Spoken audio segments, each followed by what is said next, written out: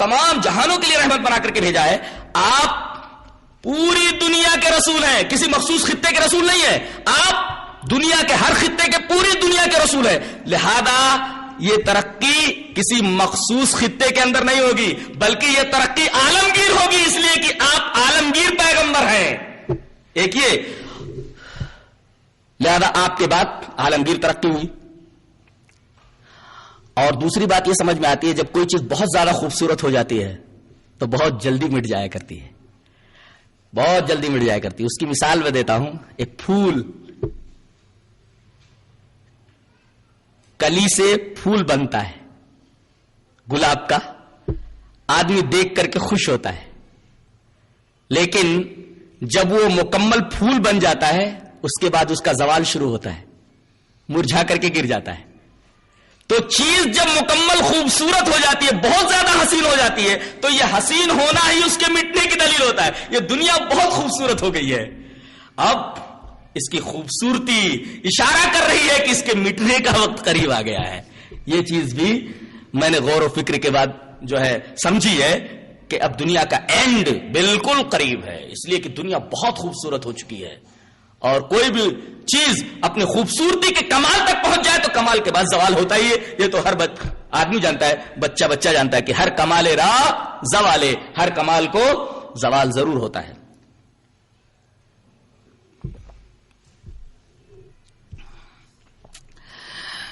قرآن حکیم پر غور کرتے ہوئے ہم جب آگے بڑھتے ہیں تو ایک اور آیت ہمارے سامنے آتی ہے, بڑی عجیب و غریب آیت ہے. کم سے کم کوئی امی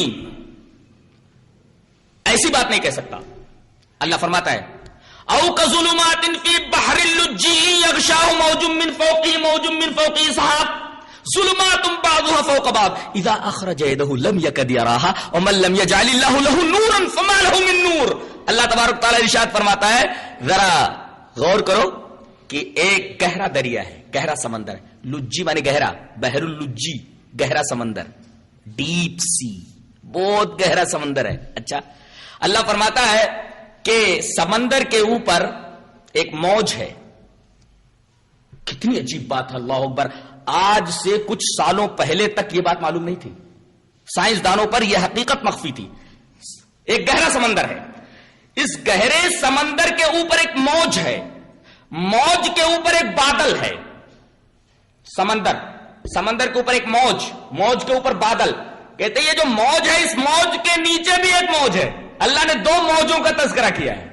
او کظلمات فی بحر اللجی یغشاہ موج من فوقہ موج من فوقہ سحاب, دو موجوں کا تذکرہ کیا ہے.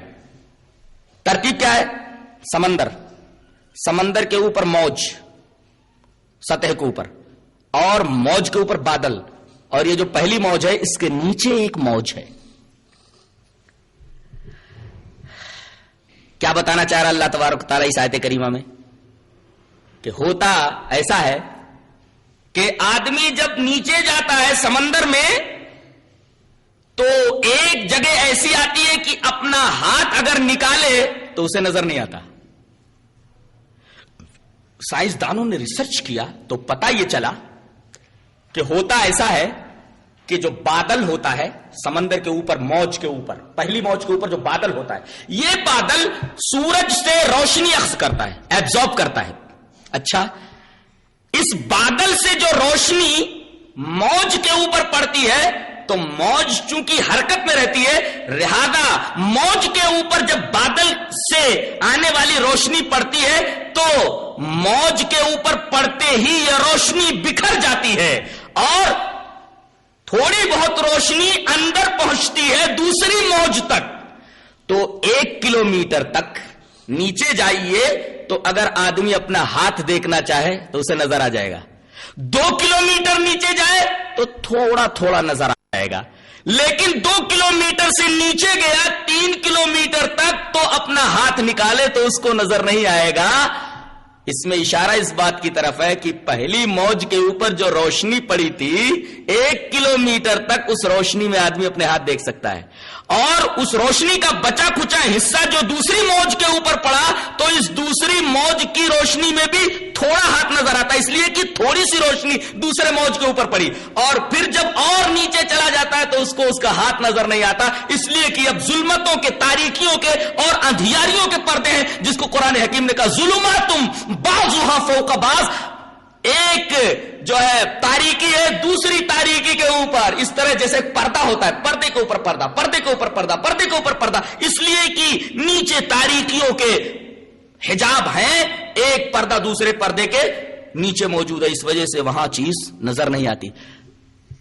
پہلے ایک ہی موج کے بارے میں سائنسدانوں کو علم تھا، بعد میں انہوں نے فضا سے جب سمندر کا فوٹو لینا چاہا تو ایک فوٹو نکالا انہوں نے تو ایک ہی موج نظر آئی، دوسرا فوٹو نکالا، تیسرا فوٹو نکالا، فوٹو پر فوٹوز نکالتے گئے وہ، آخر میں انہیں ایک فوٹو کے اندر اشارہ ملا کہ اس موج کے نیچے بھی ایک موج ہے، یہ پتا ابھی جلد ہی چند سالوں پہلے معلوم ہوا ہے، اور قرآن حکیم نے اس دوسری موج کے تعلق سے آج سے 1400 سال پہلے خبر دے دی تھی۔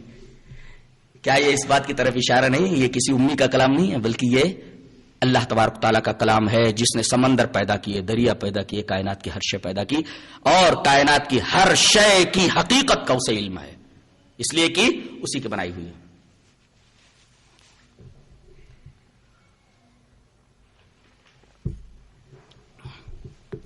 اللہ تبارک و تعالیٰ نے بطور خاص زوولوجی کے تعلق سے بہت آیتیں نازل فرمائی ہیں۔ اگر کوئی آدمی زوولوجی کا ماہر ہو اور قرآن حکیم کا مطالعہ کرنا شروع کر دے تو اتنی آیتیں اسے ملیں گی کہ وہ حیرت زدہ رہ جائے گا، اور ایسے ایسے جانوروں کا تذکرہ ہے کہ ان جانوروں کے عادات اور خصائل اور اطوار کے اوپر غور کرے گا تو اس کے اوپر حیرتوں کے پہاڑ ٹوٹ پڑیں گے۔ اب تو زوولوجی کافی ترقی کر چکی ہے، اس میں اللہ تبارک و تعالیٰ نے چیونٹی کے نام سے ایک سورت نازل فرمائی ہے۔ حضرت سلیمان لشکر لے کر کے آ رہے ہیں، چیونٹیوں کی ملکہ بول رہی ہے چیونٹیوں سے، ارے جلدی جلدی اپنے بلوں میں گھس جاؤ، کہیں ایسا نہ ہو کہ سلیمان اور ان کا لشکر تمہیں کچل نہ دے۔ چیونٹی کی ایک خصلت بتائی گئی کہ چیونٹیوں کے اندر بالکل وہی نظام ہوتا ہے جو انسانوں کا سیاسی نظام ہوتا ہے، ان کا ایک گائیڈ ہوتا ہے، وہ ان کو گائیڈ کرتا ہے، اور دوسرے اس امت کے اندر اور اس جانوروں کے گروہ کے اندر اپنے آپ کو دوسروں کے شر سے بچانے کے لیے، دوسروں کی تکلیف سے اپنے آپ کو بچانے کے لیے، محفوظ رکھنے کے لیے شعور موجود ہے۔ تبھی تو اس نے کہا کہ جلدی جلدی اپنے بلوں میں گھس جاؤ، کہیں ایسا نہ ہو کہ تمہاری جان چلی جائے، سلیمان کا لشکر تمہیں کچل نہ دے، سلیمان اور ان کا لشکر تمہارے لیے نقصان دہ ثابت نہ ہو جائے۔ کتنی عجیب بات ہے۔ اللہ تبارک تعالیٰ نے چیونٹی کے نام سے پوری کی پوری سورت اتار دی ہے۔ ان کا جھوٹ نہیں چلتا۔ کہیں میں نے کسی کتاب کے اندر پڑھا، غالباً یہ کتاب پہلے پنجاب کے اندر پرائمری کے نصاب میں داخل تھی، کہ ایک جگہ ایک شخص نے شکر کا ایک ٹکڑا رکھ دیا، شکر کے ایک ٹکڑے کو محسوس کر کے چیونٹی وہاں آئی، اس کے بعد بھاگی چلی گئی، تھوڑی دیر بعد آئی چند چیونٹیوں کو لیے ہوئے، تو اس آدمی نے وہ شکر کا دانہ وہاں سے اٹھا لیا۔ اب چیونٹی ان چیونٹیوں کے ساتھ آئی اور وہاں دانہ نہیں دیکھا تو پھر ان چیونٹیوں کے ساتھ واپس چلی گئی۔ اس نے پھر وہ شکر کا دانہ وہاں رکھ دیا، وہ چیونٹی پھر آئی اور شکر کے دانے کو دیکھ کر کے پھر گئی، اور اس کے ساتھ کئی چیونٹیاں آنے لگی، تو اس آدمی نے شکر کا وہ ٹکڑا پھر ہٹا لیا۔ وہ چیونٹی وہاں شکر کے دانے کو نہ پا کر کے پھر دوسری مرتبہ بھی چیونٹیوں کے ساتھ چلی گئی، تیسری مرتبہ پھر اس نے شکر کا وہ ٹکڑا وہاں رکھ دیا، وہ چیونٹی اس شکر کے ٹکڑے کو محسوس کر کے پھر آ گئی، پھر گئی، ان کو بلا کر کے جب لائی تو اس آدمی نے شکر کا ٹکڑا پھر اٹھا لیا، تمام چیونٹیوں نے مل کر کے اس چیونٹی کو قتل کر دیا، مار ڈالا۔ گویا اس قوم کے اندر جھوٹ نہیں چلتا، جھوٹ کو پسند نہیں کرتے، فریب کو پسند نہیں کرتے، اور یہ قوم کذب سے اور جھوٹ سے سخت نفرت کرتی ہے۔ مطالعے کے بعد ان کے عادات و خصائل کا پتہ یہ چلا کہ انسانوں جیسے عادات اور خصائل اور اطوار اور شعور ان کے اندر موجود ہے. اللہ تبارک و تعالیٰ نے اس کے نام سے پوری سورت اتار دی ہے. ایک اور جانور کے نام پر پوری سورت ہے، عنکبوت، مکڑی. اللہ تبارک و تعالیٰ نے اس جانور کے بارے میں فرمایا مثل الذین اتخذوا من دونی اولیاء کمثل العنکبوت اتخذت بیتا. اتخذت استعمال فرمایا، مؤنث کا صیغہ، یعنی مکڑی جو مؤنث ہوتی ہے وہ گھر بناتی ہے. پہلے لوگ یہ سمجھتے تھے کہ نر گھر بناتا ہے. قرآن حکیم نے اتخذت جو مؤنث کا صیغہ ہے استعمال کر کے یہ ارشاد فرمایا، یہ بیان کیا کہ مکڑی جو مادہ ہوتی ہے وہ گھر بناتی ہے، نر جو ہے مکڑی یہ گھر نہیں بناتا. لوگ اس سے پہلے یہ سمجھتے تھے کہ نر جو ہے مکڑی وہ گھر بناتا ہے، مادہ مکڑی گھر بناتی ہے. اس لیے اللہ تبارک و تعالیٰ نے اس کے لیے اتخذت جو مؤنث کا صیغہ ہے وہ استعمال فرمایا. عنکبوت سے آگے بڑھیے تو شہد کی مکھی ہے. اللہ تبارک و تعالیٰ نے اس کے نام سے بھی پوری سورت اتار دی ہے. سورہ نحل 14ویں پارے کے اندر ہے. اللہ نے فرمایا وَأَوْحَىٰ رَبُّكَ إِلَى النَّحْلِ أَنِ اتَّخِذِي مِنَ الْجِبَالِ بُيُوتًا وَمِنَ الشَّجَرِ وَمِمَّا يَعْرِشُونَ. یہ ایک حیرت انگیز مکھی ہے، ایک حیرت انگیز مخلوق ہے. اللہ نے فرمایا کہ ہم نے تیرے رب نے ان کی طرف وہی کی. وَأَوْحَىٰ رَبُّكَ إِلَى النَّحْلِ، شہد کی مکھی کی طرف تیرے رب نے وہی کی. کیا؟ أَنِ اتَّخِذِي مِنَ الْجِبَالِ بُيُوتًا، کہ تو پہاڑوں میں گھر بنا. أَنِ اتَّخِذِي یہاں بھی مؤنث کا صیغہ. لوگ یہ سمجھتے تھے کہ نر شہد کی مکھی یہ گھر بناتی ہے. قرآن کی آیت بتا رہی نہیں، شہد کی مادہ مکھی یہ شہد کے چھتے کی حاکم ہوتی ہے، شہد کا چھتا یہ بناتی ہے، اس کی حاکم یہ ہوتی ہے. اور دوسری بات یہ معلوم ہوئی کہ شہد کے چھتے یہ دو ہی جگہوں پر لگاتے ہیں، ایک تو پہاڑوں کے اوپر، دوسرے بلند گھروں کے اوپر. جیسے گھروں جو بلند ہوتے ہیں گھر ان کے اوپر لگاتی ہے، پیڑوں کے اوپر، بلند جگہوں کے اوپر یہ شہد کے چھتے لگاتی ہے، اور پہاڑوں کے اوپر. کہیں آپ زمین پر یا اسی طریقے سے بہت نیچے آپ شہد کے چھتے کو بنا ہوا نہیں پائیں گے. یہ کتنی حیرت انگیز بات ہے قرآن حکیم نے جس کو واضح کیا ہے. اور پھر اللہ نے فرمایا ثم کلی من کل الثمرات، پھر تمام پھلوں کا رس چوس. من ثمرات کہہ کر کے بتایا کہ کچھ پھل ایسے ہوتے ہیں جن کا رس یہ نہیں چوستی ہیں، من الثمرات ہے. اور ثمرات جمع لا کر کے یہ بتایا کہ ایک پھول کا رس نہیں ہوتا، لاکھوں پھولوں کا رس چوستی ہے. یہ لوگوں نے تحقیق کر کے یہ بتایا کہ 4 ملین پھولوں کا جب رس چوستی ہے تو 1 کلو گرام شہد بنتا ہے. 4 ملین پھول کتنے ہو گئے؟ 40 لاکھ تقریباً پھولوں کا رس چوستی ہے، اس کے بعد 1 کلو گرام خالص شہد بنتا ہے. کتنی حیرت انگیز بات ہے. اس کے لیے ان کو بہت زیادہ سفر کرنا پڑتا ہے، اور اس سفر میں وہ بہت دور چلی جاتی ہیں. اللہ نے فرمایا بہت دور جانے کے بعد بھی اللہ تعالی نے ان کے اندر ایسی چیز رکھ دی ہے، وہی کتاب، وہی ڈی این اے، جس کے اندر یہ بات رکھی ہوئی ہے، یہ پروگرام رکھا ہوا ہے کہ کافی دور چلے جانے کے بعد بھی واپس اپنے چھتے کی طرف آنے کے لیے راستہ نہیں بھولتی ہے. اللہ نے اس راستے کا بھی تذکرہ فرمایا. ثم کلی من کل الثمرات فاسلکی سبل ربک ذللا. سبل ربک پر غور کیجئے، چل تو اپنے رب کے راستوں پر. اللہ اکبر، اپنے رب کے راستوں پر. گویا کہ رب نے اس کے اندر یہ چیز رکھ دی ہے کہ اگر وہ 50 میل کا سفر کر کے آگے نکل جائے تو اپنے چھتے تک آنے میں کوئی چیز اس کا روک نہیں بن سکتی، مانے نہیں بن سکتی، وہ اپنے چھتے تک پہنچ جائے گی. بتائیے اس کو یہ کیسے معلوم ہوا؟ اللہ تبارک و تعالیٰ نے اس کے اندر کتاب رکھ دی ہے، کتاب ڈی این اے رکھ دیا ہے. ڈی این اے جو ہے خود بھی نہیں کمپیوٹر ہے، یہ کمپیوٹر اس کو کنٹرول کرتا ہے اور یہ راستہ بھولتی نہیں. کمپیوٹر اس کو برابر اپنے مقام کے اوپر پہنچا دیتا ہے، اپنے چھتے تک پہنچا دیتا ہے. اسی وجہ سے اللہ تبارک تعالیٰ نے ثم کلی من کل الثمرات فاسلکی سبل ربک، چل اپنے رب کے راستوں پر. یہ اپنے رب کا راستہ بڑا عجیب و غریب ہے. اور اس کے بعد ایک اور عجیب بات فرمائی گئی اس مخلوق کے بارے میں، یخرج من بطونها شراب مختلف الوان. اس سے جو شہد نکلتا ہے وہ مختلف رنگ کا ہوتا ہے، سفید بھی ہوتا ہے، کالا بھی ہوتا ہے، لال بھی ہوتا ہے، اس کے مختلف رنگ ہوتے ہیں. اور ایک بات تو انتہائی عجیب کہی گئی، یخرج من بطونها شراب، اس کے پیٹوں سے نکلتا ہے یہ شہد. پیٹوں سے نکلنے کا کیا مطلب ہے؟ اللہ تبارک تعالیٰ یہ بتاتا ہے کہ پھولوں سے جو رس چوس کر کے یہ شہد کی مکھی لاتی ہے بہنی، وہ پھولوں کا رس نہیں دیتی بلکہ ان پھولوں کے رس کو اپنے پیٹ میں لے جاتی ہے. پیٹ یہ پورا زہریلا جانور ہے، یہ زہریلی مخلوق ہے، اور پھول کے رس کو یہ اپنے پیٹ میں لے جاتی ہے اور ہے زہریلی. اب یہ پھول کا رس اس زہر کے اندر آمیز ہوتا ہے، ملتا ہے. اب اس کے بعد ایک کیمیاوی تعامل کے بعد وہ اگلتی ہے تو شہد بنتا ہے. اللہ فرماتا ہے یہ جیسے چوس کر کے لائیے ویسے ہی نہیں تم کو واپس کرتی ہے. اگر ویسے واپس کر دے تو تمہیں کوئی فائدہ نہیں پہنچے گا، وہ شہد نہیں بنے گا. اس کو اپنے پیٹ میں لے جاتی ہے. اس کا پیٹ ایک کیمیاوی لیب ہے، اس لیبوریٹری کے اندر مختلف کیمیاوی تعامل کے بعد یہ شہد بنتا ہے، اور یہ شہد پھر تمہارے لیے شفا بنتا ہے. فیہ شفاء للناس. میں نے کبھی کہا تھا کہ اللہ تبارک و تعالیٰ نے یہاں فرمایا فیہ شفاء للناس، اس میں تمام لوگوں کے لیے شفا ہے. اگر میڈیکل سائنس اس کے اوپر غور کرے تو اسے پتا چلے گا کہ ایڈز کا بھی علاج اس کے اندر موجود ہے. اس لیے کہ اللہ تبارک و تعالیٰ نے فرمایا تمام انسانوں کے لیے شفا ہے. اگر میڈیکل سائنس اس پوائنٹ کے اوپر غور کرے تو یہ حقیقت اس کے اوپر آشکارا ہو جائے کہ کہیں نہ کہیں شہد کے اندر اللہ تبارک و تعالیٰ نے ایڈز کے لیے بھی شفا رکھا ہے. اس لیے کہ کوئی بھی بیماری ہو، اللہ تبارک و تعالیٰ نے جو بھی بیماری نازل فرمائی ہے، دوا نازل فرمایا تو دوا بھی نازل فرمائی ہے.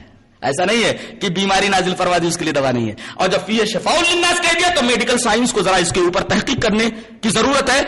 اللہ تبارک و تعالیٰ نے ضرور اس کے اندر ایڈز کے علاج کو بھی مضمر رکھا ہوگا، اس لیے کہ فیہ شفاء للناس کہا گیا. یہ ایک حیرت انگیز مخلوق ہے جس کو شہد کی مکھی کہا جاتا ہے. ہدہد ایک عجیب و غریب مخلوق ہے، ایک عجیب و غریب پرندہ ہے. حضرت سلیمان علیہ السلام کے تذکرے میں سورہ نمل کے اندر اس کا تذکرہ ہے. جانتے ہیں یہ جب وہاں گیا ہے شہر سبا میں تو کیا کیا اس نے نوٹ کیا ہے معلوم ہے؟ کبھی غور کیا آپ نے؟ ایک تو وہاں کے دینی حالات کو نوٹ کیا ہے. نقطہ ملحوظ رہے، دینی حالات کیا ہے؟ حالات کیا ہے؟ یسجدون للشمس من دون اللہ، اللہ کو چھوڑ کر کے یہ لوگ سورج کو سجدہ کرتے ہیں. یہ دینی حالت ہے، نوٹ کیا ہدہد نے. سیاسی حالات نوٹ کیے. کیا؟ وہ اوتیت من کل شیء، ارے اس کے پاس تو ہر چیز موجود ہے، ہتھیار موجود ہیں، فوج موجود ہے، طاقت موجود ہے، قوت موجود ہے. تو سیاسی حالات کو نوٹ کیا، دینی حالات کو نوٹ کیا، اور تیسرے شہر کا رقبہ نوٹ کیا اس نے. شہر کتنا بڑا ہے، ملک کتنا بڑا ہے. کہا وَلَهَا عَرْشٌ عَظِيمٌ، ارے اس ملکہ کا تخت بڑا عظیم ہے.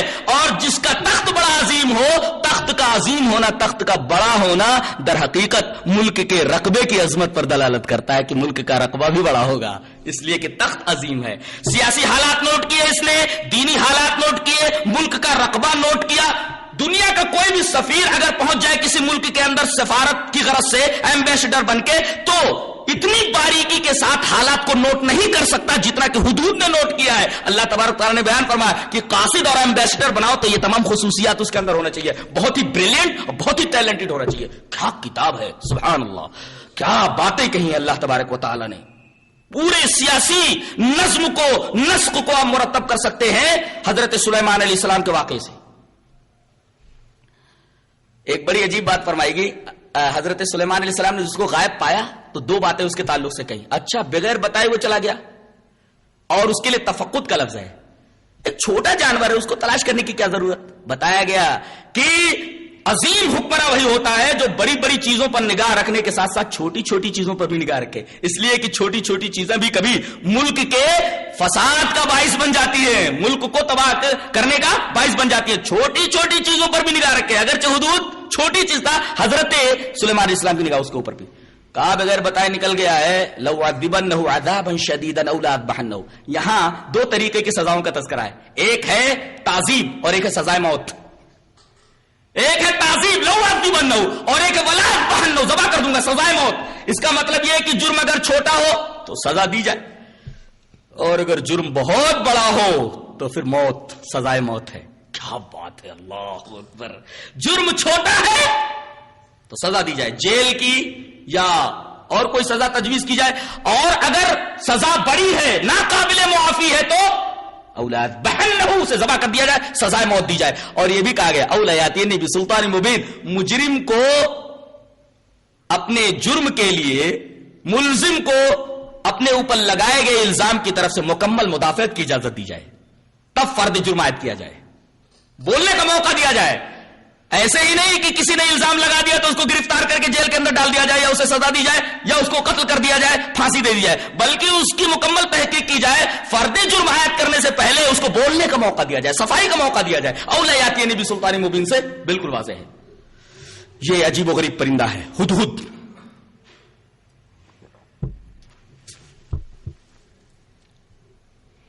کتے کے بارے میں اللہ تبارک و تعالیٰ نے ارشاد فرمایا کہ کتا ایسا جانور ہے, اس کو سدھارو تو بہت کام کا ہے.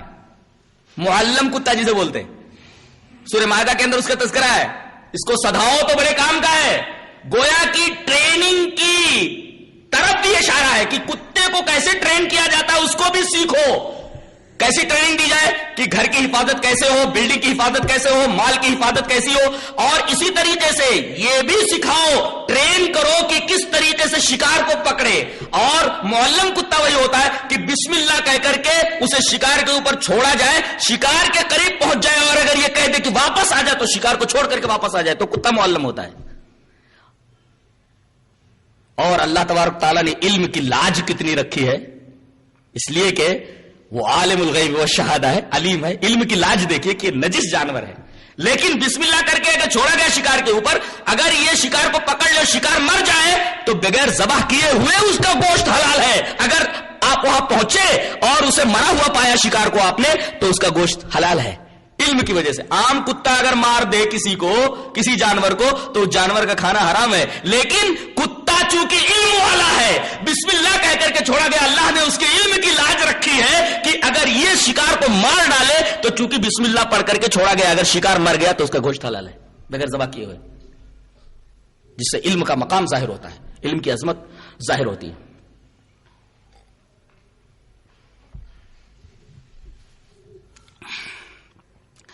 قرآن حکیم پر غور کیا جائے تو ایک اور علم ملتا ہے, ہارڈ ویئر کا علم. ہارڈ ویئر کا علم. اور اللہ تبارک و تعالیٰ نے ہارڈ ویئر کے کاروبار کی طرف اشارہ فرمایا کہ اس میں کوئی دھندا اگر ہارڈ ویئر کا کوئی کرے تو نقصانات صفر کے درجے میں, منافع ہی منافع ہیں. دو باتیں اللہ تبارک و تعالیٰ نے اس تعلق سے ارشاد فرمائی. ایک تو لوہے کے نام سے پوری سورت نازل فرما دی, وانزلنا الحدید فرمایا, سورہ حدید سورہ کا نام رکھا, اور اس کے بارے میں فرمایا وانزلنا الحدید فیہ باس شدید ومنافع للناس. اس میٹیریل کے لیے انزلنا کا لفظ استعمال ہوا ہے, اور میں نے بتایا تھا کہ انزلنا کا مطلب ہوتا ہے کسی چیز کو یک بارگی اتار دیا جائے. اس کا مطلب یہ ہے کہ یہ زمین کا نہیں ہے میٹیریل, بلکہ یہ آسمان کا میٹیریل ہے, آسمان سے آیا ہے. اور اللہ تبارک و تعالیٰ نے ڈائریکٹ اس کو زمین کے اندر رکھ دیا ہے, ڈائریکٹ زمین کے اندر رکھ دیا ہے. یہ لفظ انزلنا بتا رہا ہے. اور یہ کیسی چیز ہے, یہ باسن شدید, بڑی قوت ہے اس کے اندر. وہ منافع للناس, اس کے اندر لوگوں کے لیے منافع ہے. ہارڈ ویئر کا دھندا انشاءاللہ کامیاب رہے گا اگر کوئی کھول لے تو.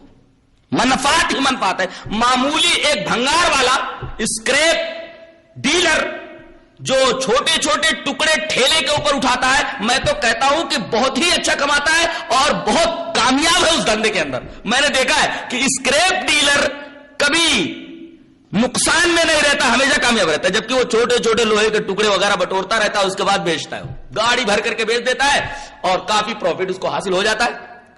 تو ہارڈ ویئر کے دھندے کی طرف اللہ تبارک و تعالیٰ نے اشارہ فرمایا. اس کے اندر منفعت بہت ہے, لوہے کے اندر منفعت بہت ہے.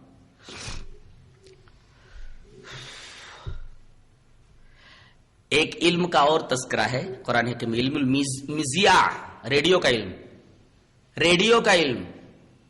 حضرت موسیٰ علیہ السلام کو اللہ تبارک تعالیٰ نے جب کوہ طور پر بلایا, کہا فخلعن علیک انک بالوادی المقدس طویٰ, اپنے نالین اتار دو, اپنی جوتیاں اتار دو, اس کے بعد آگے بڑھو, اس لیے کہ تم وادی مقدس طویٰ کے اندر ہو. جب آگے بڑھے دیکھا کہ ایک درخت کے کنارے کنارے ایک آگ گھوم رہی ہے, گردش کر رہی ہے, ایک آگ روشن ہے. گھبرا گئے, اسی آگ میں سے آواز آ رہی ہے. سوال یہ ہے کہ آگ میں سے جو آواز آ رہی ہے وہ آواز کس کی ہے؟ اللہ تبارک تعالیٰ کی ہے. لیکن ہے کہاں ہو؟ آگ میں نہیں ہو. آگ میں نہیں ہو تو عرش پر مستوی ہے عرش پر مستوی. لیکن آواز آنکھ میں سے آ رہی ہے. علم المذیاع، ریڈیو کا علم قرآن حکیم میں موجود ہے کہ کہیں ہے بولنے والا اور اس کی آواز کہیں کسی چیز کے اندر سنائی دے رہی ہے، آگ میں سے اس کی آواز آ رہی ہے. بولنے والا کہیں بولتا ہے، ریڈیو جو ایک آلہ ہے سامنے رکھا رہتا ہے اس میں سے آواز آتی ہے. علم المذیاع کا علم موجود ہے. علم التلفاظ کا بھی، ٹیلی ویژن کا بھی علم قرآن حکیم میں موجود ہے. حدیث سے بھی ثابت ہے اور قرآن سے بھی ثابت ہے. اللہ تبارک تعالیٰ نے ارشاد فرمایا کہ جنتی جنت میں چلے جائیں گے، جہنمی جہنم میں چلے جائیں گے. تو جنتی جہنمیوں سے پوچھیں گے جہنم کہاں ہے، جنت کہاں ہے؟ ہزاروں میلوں کا فاصلہ ہے، لیکن اللہ تبارک و تعالیٰ درمیان سے حجاب اٹھا دے گا. جنتی جہنمیوں کو دیکھیں گے، جہنمی جنتیوں کو دیکھیں گے. اور یہ تذکرہ 8ویں پارے میں بھی ہے. ونادى اصحاب النار اصحاب الجنة ان افيضوا علينا من الماء قالوا ان الله حرمهم على الكافرين. جل رہے ہوں گے آگ کے اندر بیچارے، حلق سوکھا ہوا ہوگا پیاس سے. اب جب وہ جنتیوں کو دیکھیں گے، آہا پانی پی رہے ہیں ٹھنڈا، دودھ پی رہے ہو، شراب پی رہے ہیں جنت کی، نعمتیں کھا رہے ہیں جنت کی. اللہ تبارک و تعالی ایسا کر دے گا کہ جنتی جہنمیوں کو دیکھیں گے، جہنمی جنتیوں کو دیکھیں گے، اور ایک دوسرے کی چیزیں بھی دیکھیں گے. اب جب یہ جہنمی دیکھیں گے پانی کو تو پکاریں گے ونادا اصحاب النار اصحاب الجنہ. اصحاب نار جہنمی اصحاب الجنہ کو پکاریں گے، کیا بولیں گے؟ ان افیضوا علینا من الماء، تھوڑا سا پانی دے دو، بہت پیاس لگی ہے، اللہ بہت پیاس لگی ہے، ہم چل رہے ہیں، تھوڑا پانی دے دو، پانی دے دو. قالوا، تو جنتی بولیں گے ان اللہ حرمهم علی الکافرین، اللہ نے کافروں کے اوپر یہ سب نعمتیں حرام کر دی ہیں، پانی نہیں ملے گا تمہیں. کیا ہے یہ؟ جنت کدھر ہے، جہنم کدھر ہے؟ لیکن ایک دوسرے کو دیکھ رہے ہو، درمیان سے حجابات اٹھا دیے گئے. اور یہی چیز سورہ مدثر میں بھی موجود ہے کہ جنتی سوال کریں گے جہنمیوں سے ما سلککم فی سقر، تم جہنم میں کیسے آ گئے؟ کہیں گے قالوا لم نکن من المصلین. کیا یہ علم التلفاظ کی طرف اشارہ نہیں ہے، ٹیلی ویژن کا؟ اور اگر اور واضح طور پر سمجھنا چاہتے ہو تو نبی کریم صلی اللہ علیہ وسلم کی وہ حدیث نگاہ میں رکھو جو بخاری شریف میں موجود ہے کہ نبی کریم صلی اللہ علیہ وسلم کسوف کی نماز پڑھا رہے ہیں، سورج گرہن کی نماز پڑھا رہے ہیں، دن کا عالم ہے، اور آپ گھبرا کر کے پیچھے ہٹے اور اس کے بعد آپ کسی چیز کو لینے کے لیے لپکے. جب نماز ختم ہوئی تو صحابہ کرام نے پوچھا کہ اللہ کے رسول آج آپ نے نماز میں خلاف معمول حرکتیں فرمائی ہے، اس کا کیا مطلب ہے؟ کہا کہ میرے سامنے جہنم کو اسی دیوار کے اوپر پیش کیا گیا تھا، میں نے جہنم کی ہولناکی دیکھی تو میں بھاگا، آگ کی لپٹیں دیکھ کر کے پیچھے کی طرف میں بڑھ گیا، اور میں نے دیکھا کہ جنت کو اسی دیوار کے اوپر دکھایا گیا. میں نے دیکھا کہ اس کی باؤنڈری سے، اس کی دیوار سے پھلوں کے گچھے لٹک رہے. میں نے چاہا کہ کھجور کے ان جو ہے پھلوں کے اس گچھے کو لے لوں، اگر وہ گچھا میرے ہاتھ لگ جاتا تو قیامت تک تم کھاتے رہتے تو ختم نہیں ہوتا، اس لیے کہ وہ چیز ابدی ہے، ابدی چیز ہاتھ لگ جائے تو ابد تک رہتی ہو، ختم نہیں ہوتی. تو اسی دیوار کے اوپر جنت کو بھی دکھایا گیا، اسی دیوار کے اوپر جہنم کو بھی دکھایا گیا. یہ کیا ہے؟ یہ دیوار ایک اسکرین ہے، اسکرین کے اوپر جنت کو دکھایا جا رہا ہے، جہنم کو دکھایا جا رہا ہے. اللہ تبارک و تعالیٰ کا ایک مخصوص پروجیکٹر ہے، اس پروجیکٹر سے جنت کی نعمتیں، جنت کو دیوار کے اوپر فوکسڈ کر دیا گیا، جہنم کو فوکسڈ کر دیا گیا. اور اس کا اجمال قرآن حکیم میں موجود ہے، جس کی تفصیل یہ حدیث پاک ہے. علم التلفاظ کا بھی علم قرآن حکیم میں موجود ہے. ایک علم اور بھی ہے، علم العادات، عادات کا علم، 1 2 3 4 5 6 یہ جو گنتیوں کا علم ہے. سورہ صاد کے اندر 2 آدمی آتے ہیں دیوار پھاند کر کے، محراب پھاند کر کے حضرت داؤد کے پاس. حضرت داؤد گھبرا جاتے، کہ گھبرائیے نہیں، اصل میں ہم دونوں بھائی ہیں. ان ھذا اخی لہو 99 ناجا، 99 99 کی گنتی، لہو 99 ناجا، اس کے پاس 99 دمبیاں ہیں، اور ولی ناجۃ واحدہ، میرے پاس ایک ہی دمبی ہے. دیکھیں 1 99 1 واحدہ. اور ثانی اثنین اذ ہما فی الغار 2. ویقولون ثلاثۃ رابعهم کلبهم 3 ثلاثہ. 4 اشہر و عشرہ 4. ویقولون 5 سادسهم کلبهم 5. اسی طریقے سے سادسہم اسی طریقے سے 7 لیال و 8 ایام، 7 رات اور 8 دن، 7 کا عدد 8 کا عدد، 9 اور 8 9 کا عدد، 9 مانے 9، تل کا عشرۃ کاملہ، عشرہ مانے 10، 11 کوكبا 11 ستارے، 12 شہرن 12 مہینے، آگے تک چلتے چلے جائیے، 20 ان یکم منکم 20 یغلبوا 200، اگر 20 ہوں تو 200 پر غالب، 20 کا لفظ، اس کے بعد 30 کا لفظ، 99 کا عدد، آگے بڑھیے تو اللہ تبارک تعالیٰ فرماتا ہے کہ اگر یہ لوگ 100 ہوں، 100 ہوں تو الف کے اوپر، تو 100 کا لفظ ہے جو 100 کے لیے، الف کا لفظ جو 1000 کے لیے، 1000 سے آگے بڑھیے تو 1 لاکھ ہے۔ اللہ تبارک تعالیٰ سورہ صافات میں فرماتا ہے کہ ہم نے یونس کو 1 لاکھ آدمیوں کی طرف بھیجا، وہ بستی جس کی طرف حضرت یونس کو بھیجا گیا اس میں 1 لاکھ افراد رہتے تھے۔ وَأَرْسَلْنَاهُ إِلَىٰ 100,000 100,000 مانے 100 الف مانے 100,000 یعنی 1 لاکھ، وَأَرْسَلْنَاهُ إِلَىٰ 100,000 لَا يَزِيدُونَ 1 لاکھ یا اس سے زیادہ آدمیوں کی طرف بھیجا گیا۔ آگے بڑھیے 1 لاکھ سے آگے 5,000 کا لفظ بھی آتا ہے، 500,000 1000 کے لیے اگر لے لیجیے، 3,000 3,000 اس کا بھی تذکرہ آیا ہے، 3,000 3,000 5,000 5,000، یہاں آیا 1 لاکھ، 50,000 کا بھی تذکرہ ہے، 50,000 سنہ 50,000 سال۔ اللہ اکبر، یہ علم العادات ہیں جن کا علم قرآن حکیم میں موجود ہے۔ اسی طریقے سے علم الاسہام، حصوں کا علم، جیسے لڑکی کو کتنا ملنا، ماں کو کتنا ملنا، بیٹے کو کتنا ملنا، ماں کو کتنا ملنا، بیوی کو کتنا ملنا وغیرہ، تو اس کے لیے کیا لفظ آتا ہے؟ سلس، 1/3، یہ الجبرا ہے، 1/3 سدس، 1/6 سمن، 1/8 ربو، 1/4 خمس، فإن للہ خمسہ 1/5، یہ الجبرا علم الاسہام بھی قرآن حکیم میں موجود ہے۔ اللہ اکبر، غور و فکر کرنے کے بعد ہم یہاں تک پہنچے کہ اللہ تبارک و تعالی نے ہر علم قرآن حکیم کے اندر رکھ دیا ہے۔ سورہ نور کی ایک آیت اور نگاہ میں رکھ لیں، بڑی عجیب آیت ہے۔ اللہ نے فرمایا وَيُنَزِّلُ مِنَ السَّمَاءِ مِن جِبَالٍ فِيهَا مِن بَرَدٍ، کہ اللہ آسمان سے پانی نازل کرتا ہے اور پہاڑ ہیں وہاں۔ ارے فضا میں پہاڑ بولے تو فضا میں پہاڑ کا کیا مطلب ہے؟ جب وہ سیٹلائٹ سے سائنسدانوں نے دیکھا تو انہیں ایک عجیب منظر نظر آیا۔ کیا منظر نظر آیا؟ انہوں نے یہ دیکھا کہ بادل جو بنتے ہیں، بادلوں کی ہائٹ، ان کا طول تقریباً 4.7 مائلز، 4.5 میل لمبے ہوتے ہیں۔ ارے اللہ اکبر، کتنی حیرت کی بات ہے، 4.5 میل ہائٹ میں، پہاڑوں کی طرح، جیسے پہاڑ ہوتے ہیں اتنے طویل، ایسے ہی 4.5 مائل اونچے ہائٹ میں یہ بادل ہوتے ہیں۔ اس وجہ سے اللہ تبارک تعالیٰ نے انہیں پہاڑ سے تعبیر فرمایا، پہاڑ ہیں فضاؤں کے اندر بادلوں کی شکل میں، بادل پہاڑ، ان تمام چیزوں کا تذکرہ اللہ تبارک و تعالی نے اللہ نے قرآن حکیم میں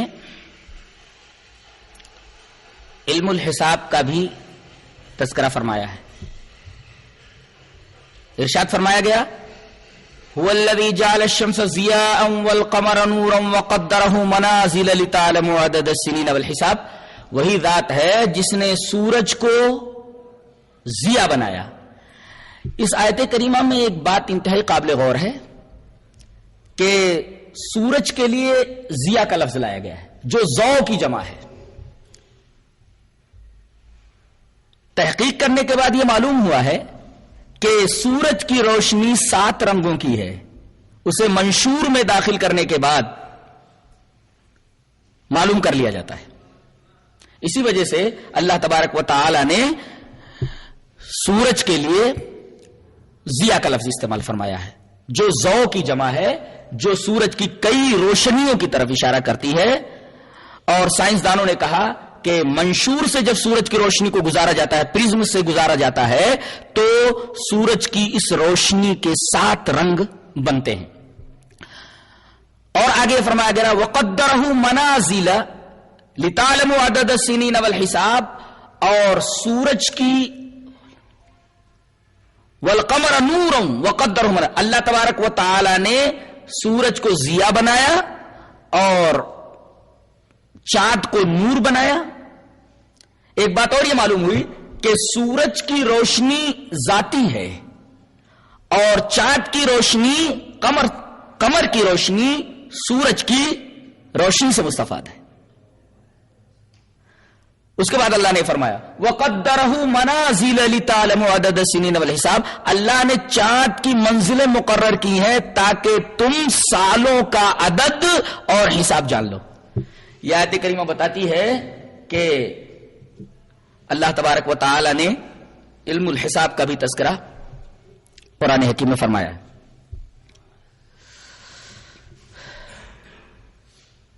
ایمبریولوجی کے تعلق سے، جس کو ہم علم الجنین کہتے ہیں، اس کا تذکرہ بھی اللہ تبارک و تعالی نے 18ویں پارے سورہ مومنون کے اندر فرمایا ہے.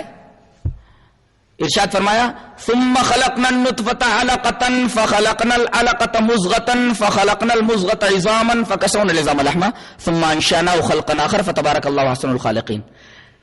کہ نطفہ علقہ بنتا ہے، علقہ جمع ہوا خون بن جاتا ہے، گوشت کا لوتھڑا بن جاتا ہے، اور گوشت کا لوتھڑا ہڈی بن جاتا ہے، اور ہڈی کے اوپر ہم گوشت چڑھا دیتے ہیں، اور جب انسان پورا بن جاتا ہے تو اس کے اندر روح پھونک دیتے ہیں.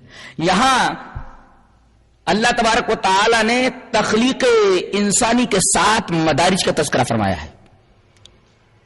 پہلا درجہ، پہلا مرحلہ تخلیق انسانی کا نطفہ ہے. یہ نطفہ بدل دیا جاتا ہے علقہ میں. اللہ تعالیٰ نے یہاں لفظ علق استعمال فرمایا ہے، اور علقہ کو اردو میں جوک کہتے ہیں، جس کو انگلش میں لیچ کہتے ہیں. کہتے ہیں کہ اس مرحلے میں، علقہ کے مرحلے میں، بالکل اس کی کیفیت لیچ جیسی ہوتی ہے، جوک جیسی ہوتی ہے، اور یہ رحم کی دیوار سے بالکل چپکا ہوا ہوتا ہے. اس لیے کہ علق کا ایک مطلب چپکنا بھی ہوتا ہے. تو ایک تو علقہ سے اللہ تبارک تعالیٰ نے یہ بتایا کہ اس کی شکل لیچ جیسی ہے، جوک جیسی ہے، اور دوسرے علقہ کا مطلب ہوتا ہے چمٹنا. یہ رحم کی دیوار سے چپکا ہوا ہے. یہ چسپیدگی رحم کی دیوار پر کس لیے ہے؟ تاکہ ایبارشن نہ ہو. ایبارشن سے بچانے کے لیے اللہ تبارک و تعالی نے اسے رحم کی دیوار سے چپکا دیا ہے. اس وجہ سے اس کو الگ کہتے ہیں. اور جو کچھ آج ایمبریولوجی کے نام سے جانا جاتا ہے، علم الجنین کے نام پر جو کچھ معلومات آج میڈیکل سائنس کے پاس ہے، اس کی پوری بنیاد یہی آیت ہے. اس سے زیادہ میڈیکل سائنس کے پاس علم الجنین کے تعلق سے کوئی معلومات نہیں ہے. اللہ تبارک و تعالیٰ نے ایمبریولوجی اور علم الجنین کی بنیاد کو اس آیت کریمہ میں بتا دیا ہے. ایک اور علم کا تذکرہ اللہ تبارک و تعالیٰ نے اپنی اس کتاب عظیم کے اندر کیا ہے، وہ ہے علم تعمیر، آرکیٹیکچر کا علم. اللہ تعالیٰ نے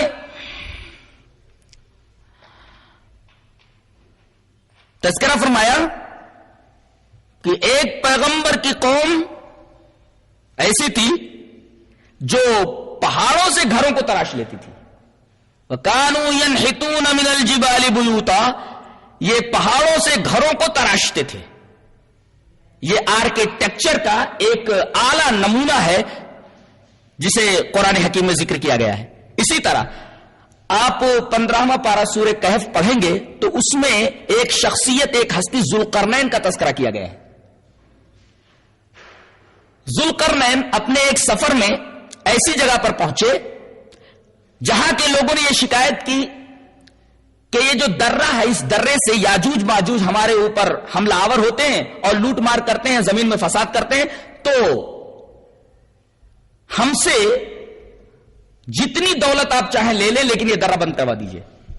تو ذوالقرنین نے یہ کہا کہ اللہ تعالی کا دیا ہوا میرے پاس مال بہت کچھ ہے، مجھے مال کی ضرورت نہیں ہے، مجھے مین پاور کی ضرورت ہے، تم لوگ آدمی دو۔ آدمی جب اکٹھا کیے گئے تو حضرت ذوالقرنین نے یہ فرمایا آتونی زبر الحدید، لوہے کے بڑے بڑے مضبوط موٹے ٹکڑے لاؤ،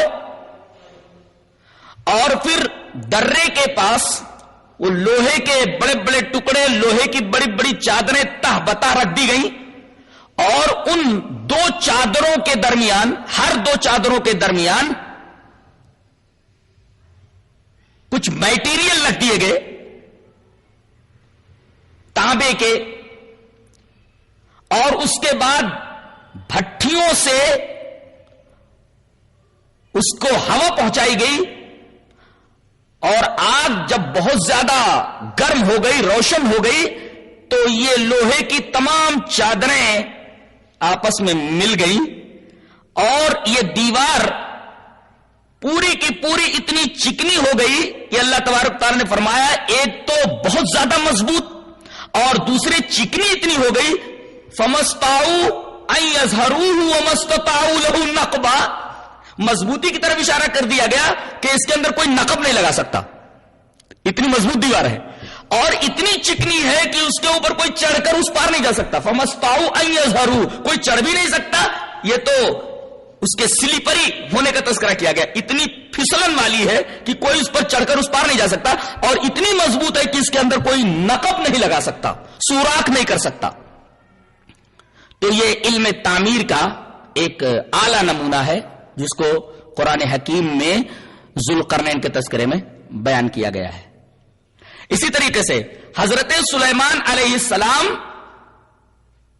کے محل کے بارے میں اللہ نے جو الفاظ استعمال فرمائے ہیں قرآن حکیم میں وہ یوں ہیں، صرحم ممرد من قواریر، شیش محل، شیشے کے محل تھے، یہاں تک کہ جب ملکہ سبا اس محل میں داخل ہونے لگی تو اسے ایسا لگا جیسے زمین میں پانی بہ رہا ہو، اور اس نے اپنے پائچے اوپر چڑھا لیے۔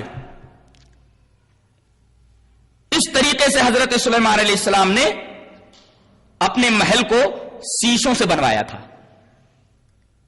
یہ بھی طرز تعمیر اور علم تعمیر اور آرکیٹیکچر کے فن کا ایک اعلی نمونہ ہے جو سلیمان علیہ السلام کے تذکرے میں بیان کیا گیا۔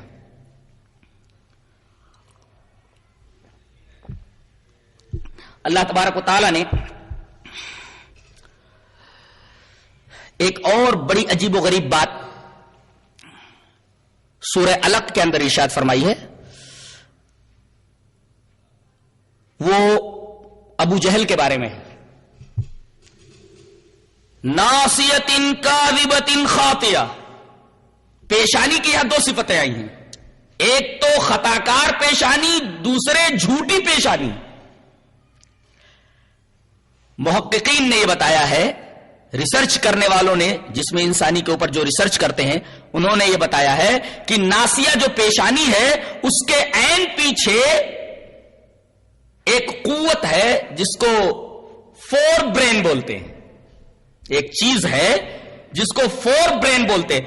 فور برین یہ تمام پیچیدہ عملوں کی تدبیر کرتا ہے، انیشیٹ بھی کرتا ہے اور انسینٹو بھی ہے، یہ اکساتا بھی ہے اور اقدامی عمل بھی یہ کرتا ہے، پیچیدہ عملوں کی تدبیر بھی کرتا ہے اور اسی طریقے سے عمل کے اوپر اکساتا بھی ہے۔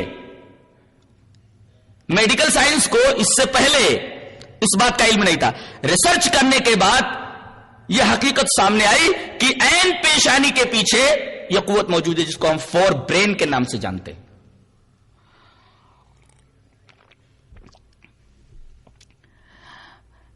ایک واقعہ قرآن حکیم میں نبی کریم صلی اللہ علیہ وسلم کے تعلق سے بہت مشہور ہے، بیان کیا گیا ہے، وہ واقعہ ہے معراج کا واقعہ۔ نبی کریم صلی اللہ علیہ وسلم کو اللہ تعالی نے آسمان پر بلایا. اس سفر کے اندر 2 سفر ہیں. پہلا سفر اسرا کہلاتا ہے جو مکہ سے بیت المقدس تک ہوا.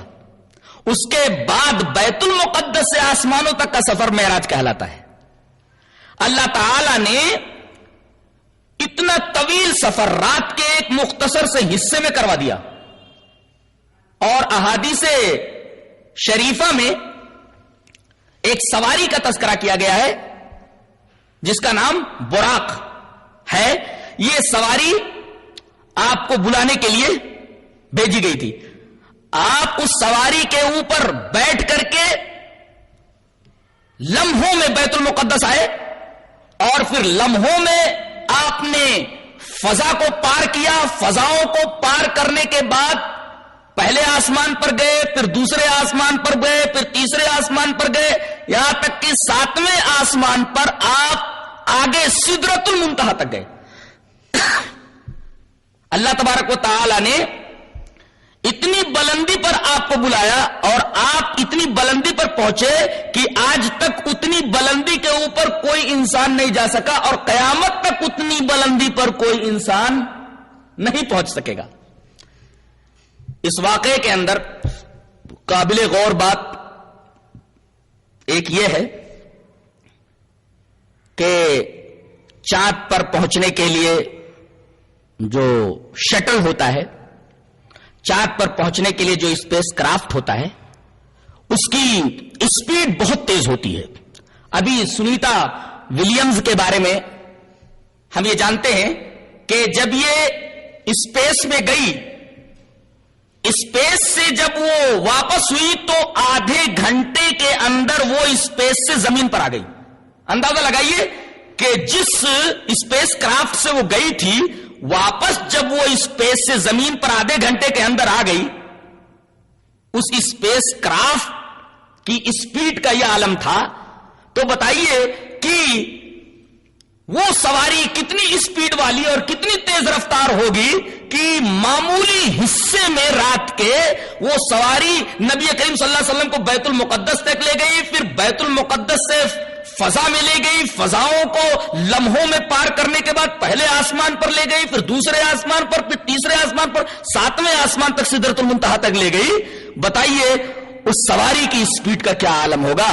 اگر میتھمیٹکس کے پیمانوں سے اس کو ناپا جائے تو میتھمیٹکس کے پیمانے تھک جائیں گے اور اس کی اسپیڈ کا اندازہ نہیں لگا سکتے.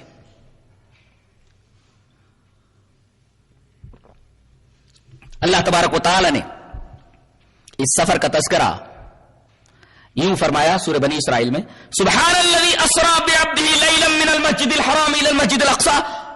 پاک ہے وہ ذات جو اپنے بندے کو رات کے ایک حصے میں بیت الحرام سے بیت المقدس تک لے گئی. یہ اسرا ہے, یہ پہلا سفر ہے جو زمین سے زمین تک ہے. اور اس کے بعد دوسرا سفر بیت المقدس سے آسمانوں تک ہے, وہ سفر معراج کہلاتا ہے. اللہ تبارک و تعالیٰ نے سورہ نجم میں اس کا تذکرہ فرمایا. اللہ فرماتا ہے وَالنَّجْمِ إِذَا هَوَى مَا ضَلَّ صَاحِبُكُمْ وَمَا غَوَى وَمَا يَنطِقُ عَنِ الْهَوَى إِنْ هُوَ إِلَّا وَحْيٌ يُوحَى عَلَّمَهُ شَدِيدُ الْقُوَى ذُو مِرَّةٍ فَاسْتَوَى وَهُوَ بِالْأُفُقِ الْأَعْلَى ثُمَّ دَنَا فَتَدَلَّى فَكَانَ قَابَ قَوْسَيْنِ أَوْ أَدْنَى فَأَوْحَى إِلَىٰ عَبْدِهِ مَا أَوْحَى مَا زَاغَ الْبَصَرُ وَمَا طَغَىٰ لَقَدْ رَأَىٰ مِنْ آيَاتِ رَبِّهِ الْكُبْرَىٰ. اللہ تبارک و تعالیٰ نے ان آیات کے اندر معراج کا تذکرہ فرمایا ہے. ثابت یہ ہوا کہ یہ کتاب قرآن حکیم بہت ہی باعظمت کتاب ہے, اور یہ بھی ثابت ہوا کہ دنیا کے تمام علوم کی بنیاد اس کتاب عزیز کے اندر موجود ہے. اور کیوں نہ ہو کہ اللہ تبارک و تعالی نے اس پوری کائنات کو بنایا ہے. اور غور فرمائیے, جب کوئی اپنا پروڈکٹ بناتا ہے تو پروڈکٹ کے ساتھ ساتھ ایک بک بھی دیتا ہے کہ اس چیز کو کیسے بنایا گیا ہے. یہ پروڈکٹ جو ہم نے تیار کیا ہے اس کا ایکسپائری ڈیٹ کیا ہے, کب بنا ہے, یہ کب تک چلے گا, یہ اس میں کون کون سے پارٹس لگے ہوئے ہیں. ظاہر ہے کہ کہ یہ پوری کائنات اللہ تبارک و تعالیٰ کا پروڈکشن ہے، اور اس پروڈکشن کو سمجھنے کے لیے کسی تھیسس کی ضرورت تھی، کسی کتاب کی ضرورت تھی، لہذا اللہ تبارک و تعالیٰ نے اس کائنات کو سمجھنے کے لیے اپنی کتاب عزیز نازل فرمائی، جس کو قرآن کہتے ہیں۔ یہ در حقیقت کائنات کی تھیسس ہے۔ جو آدمی کائنات کو سمجھنا چاہے وہ اس کتاب کے اوپر غور کرے، جو آدمی اس کتاب سے الگ ہو کر کے، اس کتاب کو چھوڑ کر کے کائنات پر غور کرے گا، وہ چاند پر تو پہنچ جائے گا، چاند پر تو کمندیں ڈال دے گا، لیکن اسے کہیں اس کائنات کے بنانے والے کا پتہ نہیں چلے گا۔ اللہ اکبر۔ افسوسناک بات تو یہ ہے کہ جس امت کو یہ عظیم کتاب دی گئی تھی، اس امت نے اس کتاب کو اپنے پسے پٹ ڈال دیا۔ اس کتاب سے جو کام لینا تھا وہ کام نہ لے کر کے اس کو مردوں کے اوپر پڑھنے لگے، مردوں کو ایصال ثواب کے لیے استعمال کرنے لگے۔ کوئی مرنے لگے تو اس کے اوپر سورہ یاسین کی تلاوت کرنے لگے۔ اس امت نے اس کتاب کے ساتھ بہت برا سلوک کیا ہے۔ اس کے اوپر جتنا افسوس کیا جائے، اس المیہ کے اوپر جتنا ماتم کیا جائے کم ہے۔ اور دوسری حیرت انگیز بات تو یہ ہے کہ اس کتاب کے اسرار کو جن لوگوں نے سمجھا، کائنات کے اسرار کو جن لوگوں نے سمجھا، وہ اس کتاب سے دور رہے۔ جو لوگ اس کتاب سے جڑے رہے انہوں نے اس کے اسرار پر غور کرنا چھوڑ دیا، اور جن لوگوں نے کائنات کے اوپر غور کرنا شروع کر دیا، کائنات کے اسرار کو پانے کی کوشش میں لگ گئے، انہوں نے اس کتاب کو چھوڑ دیا۔ در حقیقت دونوں اس کتاب کو چھوڑ دینے کے مرتکب ہوئے ہیں۔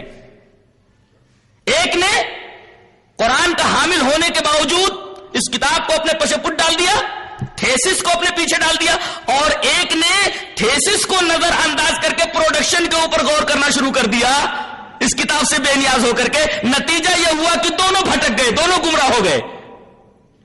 انہوں نے کتاب کو اپنے پسے پٹ ڈالا، جو اس کتاب کے حامل تھے ان کو اس کتاب سے کوئی فائدہ نہیں ہوا۔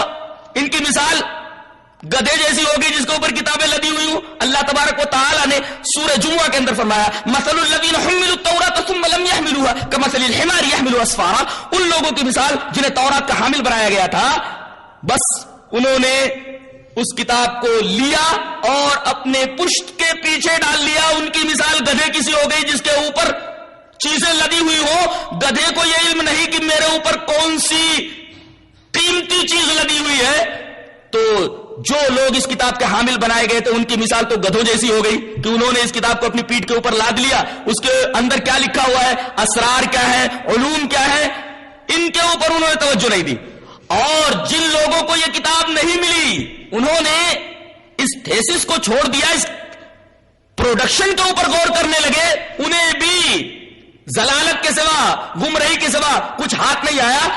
ان میں سے بعضوں کے منہ سے یہ بات بھی نکلی کہ ہم نے تو فضاؤں کو دیکھ لیا، ہم نے تو چاند پر کمندیں ڈال دی، لیکن ہمیں اللہ کہیں نظر نہیں آیا۔ اللہ کیسے نظر آئے گا؟ خالی پروڈکشن دیکھ رہے ہو نا، تھیسس دیکھنا ضروری ہے۔ تھیسس جب تک نہیں دیکھو گے پتہ کیسے چلے گا کہ کس نے اس کائنات کو بنایا ہے، اس کائنات کا ایکسپائری ڈیٹ کیا ہے، اس کائنات کی ابتدا کیا ہے؟ صرف پروڈکشن پر غور کرنے میں رہ گئے اور علامہ اقبال کے اس شعر کا مصداق بن کے رہ گئے کہ بڑا عجیب و غریب شعر ہے علامہ اقبال کا،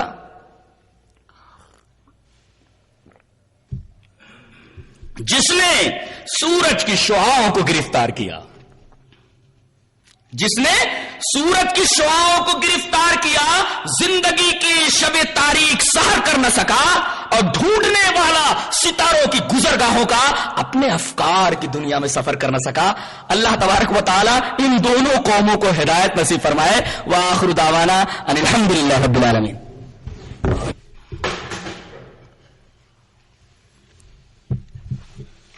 جزاک اللہ خیر و احسن الجزاء۔ کہ قرآن اور سائنسی اکتشافات پر ایک بہت ہی جامع خطاب ہم سن رہے تھے۔ انشاءاللہ کل کا خطاب بعد نماز تراویح حافظ شیخ جلال الدین صاحب حفظہ اللہ کا جو ہوگا وہ بھی وقت کے اہم موضوع پر ہوگا، اور وہ ہے رؤیت ہلال، ایک تحقیقی جائزہ۔ تمام حضرات سے گزارش ہے کہ زیادہ سے زیادہ لوگوں کو اس کی اطلاع کریں اور جو ہے زیادہ سے زیادہ تعداد میں شریک ہو کر استفادہ کریں۔ السلام علیکم۔